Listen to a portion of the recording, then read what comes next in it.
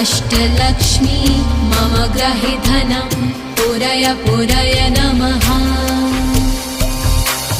ॐ ह्रीं श्रीं क्लीं श्रीं कुबेराय अष्टलक्ष्मी मम ग्रहे धनं पुरय पुरय नमः।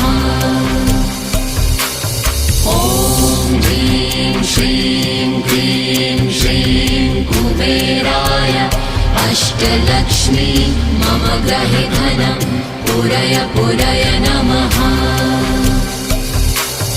ॐ ह्रीं श्रीं क्लीं श्रीं कुबेराय अष्टलक्ष्मी मम ग्रहे धनं पुरय पुरय नमः।